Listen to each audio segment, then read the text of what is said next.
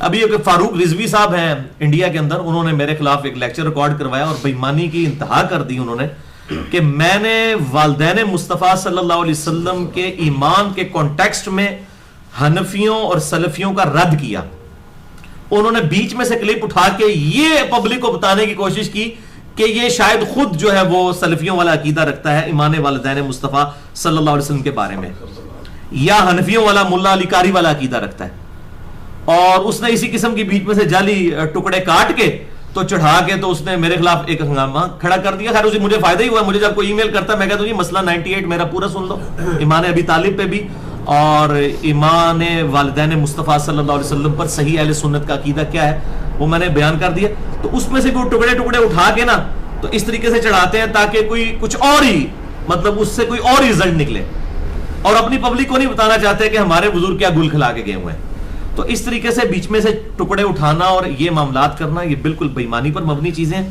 اور ساتھ ہی اس نے اس میں بول دیا کہ جی ان مردودوں کا عقیدہ ہے کہ نبی مر کے مٹی ہو چکا ہے، نعوذ باللہ من ذالک. یہ دنیا میں کسی کا بھی عقیدہ نہیں ہے، نہ بریلویوں کا، نہ دیوبندیوں کا، نہ اہل حدیث کا، نہ اہل تشیع کا، نہ ان کے جتنے آف شوٹس ہیں حنفی، مالکی، حنبلی، شافعی، یا اسی طریقے سے اثنا عشری ہوں یا اسی طریقے سے زیدیہ ہوں، کسی کا یہ عقیدہ نہیں ہے. اور وہ حالانکہ میرا حیات النبی میں پورا لیکچر ریکارڈ ہوا ہے.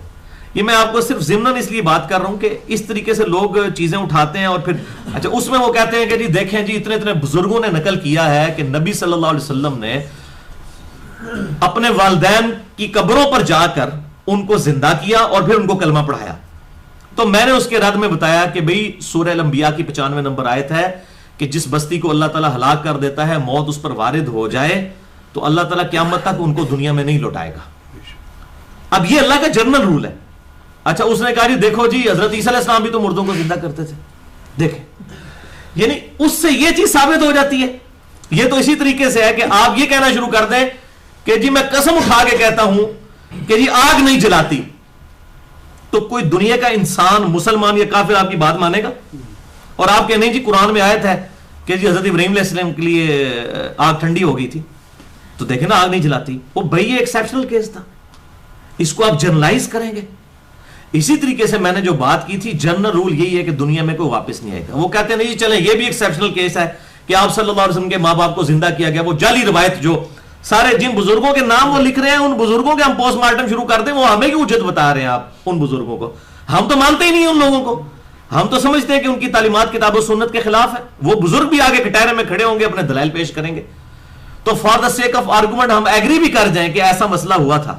یہ بھی میرے دماغ میں اس لیے ہے کہ مجھے پچھلے دنوں کافی ای میلز اس کے اوپر آئی ہیں. اگر سپوز ایسا کوئی مسئلہ ہوا بھی تھا کہ آپ صلی اللہ علیہ وسلم نے اپنے والدین کو زندہ کر کے دوبارہ کلمہ پڑھوایا، تو مجھے بتائیں کہ دنیا میں احکام ڈیفرنٹ ہوتے ہیں، مرنے کے بعد احکام ڈیفرنٹ ہوتے ہیں. وہاں سے مجھے بات یہ یاد آئی کہ اگر کسی نے مرنے سے پہلے غسل بھی کر لیا تب بھی اس کو مرنے کے بعد غسل دوبارہ دیا جائے گا. وہ شریعت کا حکم ہے. اسی طریقے سے اگر کسی شخص نے مرنے سے پہلے کلمہ نہیں پڑھا، نعوذ باللہ من ذالک، اس کا مطلب ان کے تو بزرگ خود ثابت کر رہے ہیں کہ ان کو کلمہ پڑھنا چاہیے تھا. ہم تو ان کو اہل فطرت میں شمار کرتے ہیں کہ جن تک نبیوں کی دعوت ہی نہیں پہنچی ہوئی. کہتے ہیں جی ان کو زندہ کر کے کلمہ پڑھوایا. اور بھائی اگر کوئی بندہ مر جائے نعوذ باللہ من ذالک ان کے عقیدے کے مطابق کفر پر مرا ہو اور اس کو آپ زندہ کر کے کلمہ پڑھا بھی دیں تو کوئی فائدہ ہے؟ نہیں فائدہ. دیکھیں نا عقل ان کی کام نہیں کرتی ہے کہ اس سے کوئی معجزہ ثابت ہو رہا ہے، مرنے کے بعد تو کوئی فائدہ ہی نہیں ہے.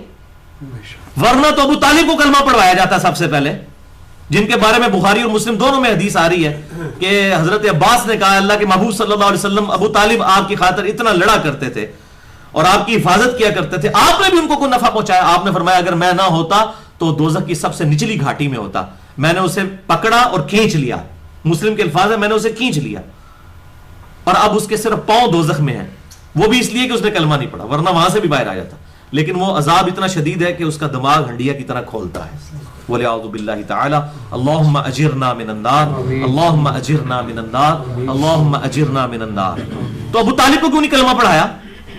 نبی صلی اللہ علیہ وسلم کے والدین کے احسانات ہمارے محبوب صلی اللہ علیہ وسلم پر لاکھواں حصہ بھی نہیں ہے جو ابو طالب کے احسانات ہیں. تو ظالموں اس میں بھی کوئی روایت گھڑتے ہیں نا کہ ابو طالب کو بھی قبر سے نکال کے کلمہ پڑھوا لیا. شرم نہیں آتی؟ اور احمد بریلوی صاحب خود لکھ رہے ہیں رد الرافضہ کتاب میں کہ جو شخص ابو طالب کا ایمان ثابت کرتا ہے وہ اہل سنت سے خارج ہے. آپ بتاؤ، لگاؤ فتویٰ احمد بریلوی صاحب کے اوپر. تو اس کی بھی روایت گھڑ لینی تھی کہ ابو طالب کو بھی کلمہ پڑھوایا، وہ تو زیادہ حقدار تھے، ان کے زیادہ احسانات ہیں نبی صلی اللہ علیہ وسلم پر، پوری زندگی آپ کی خاطر لڑتے رہے. لیکن یہ اللہ کے فیصلے ہیں. انک لا تہدی من احببت ولکن اللہ یہدی من یشاء. بے شک اے نبی صلی اللہ علیہ وسلم، جس سے تم محبت کرتے ہو تم اسے ہدایت نہیں دے سکتے، بلکہ اللہ جسے چاہتا ہے ہدایت دیتا ہے. سورۃ القصص کی آیت نمبر 56 ہے. تو موت کے غرغرے سے پہلے جس نے کلمہ پڑھا اس کو فائدہ ہے، ادروائز کوئی فائدہ نہیں ہے. جامعہ ترمذی میں حدیث ہے کہ موت کے غرغرے سے پہلے پہلے توبہ قبول ہے. قرآن حکیم میں جو فرعون کے بارے میں ہے کہ جب وہ ڈوبنے لگا اس نے بھی کہہ دیا تھا کہ موسیٰ علیہ السلام اور ہارون علیہ السلام اور بنی اسرائیل کے رب کے اوپر ایمان لاتا ہوں. تو اللہ تعالیٰ میں الان اب لایا ایمان، کوئی فائدہ نہیں.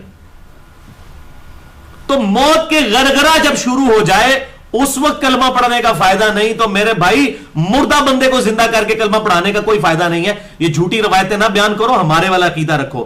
ہم نہ حنفیوں والا عقیدہ رکھتے ہیں نہ سلفیوں والا، ہم اہل حدیث والا. ہم عقیدہ رکھتے ہیں وہ جو کتاب و سنت سے ثابت ہے کہ وہ اہل فطرت تھے. اور یہ ظاہر عقیدہ دلائل کے ساتھ ہوگا، اس میں کسی بڑے سے بڑے بزرگ سے اختلاف ہو سکتا ہے. تو میں نے وہ مسئلہ نمبر 98 ریکارڈ کروایا ہے، جسے شوق ہو وہ اس کو غور سے سنیں. الحمدللہ علمی دلائل کے ساتھ اس چیز کا جواب دیں. فاروق رضوی صاحب کی طرح جو ہے وہ گندی زبان استعمال کر کے، اور اس میں اس نے شیخ زبیر لزئی رحمہ اللہ المتوفا 1435 ہجری، ان کے بارے میں اس نے کہا میں ابھی آپ کو ایک ریچھ کی ویڈیو دکھاتا ہوں، ایک ریچھ کی. یعنی یہ لوگ اتنا سنت کا مذاق اڑانے والے، داڑھی کا مذاق اڑانے والے لوگ، اس کے بعد آپ خود سمجھ لیں کہ ان لوگوں کا ایمان کہاں پہ باقی رہ جاتا ہے. ہمیں تو صرف ڈر لگتا ہے اللہ کا، ورنہ تو ان کی تکفیر کرتے ہوئے 2 منٹ نہ لگائے جو لوگ سنت کا اس طریقے سے مذاق اڑاتے ہیں. تو ان کو خود ہی عقل کرنی چاہیے. تو اس حوالے سے میں نے یہ مسئلہ کلیئر کیا. اچھا دوسرا سوال کیا تھا آپ کا؟ اچھا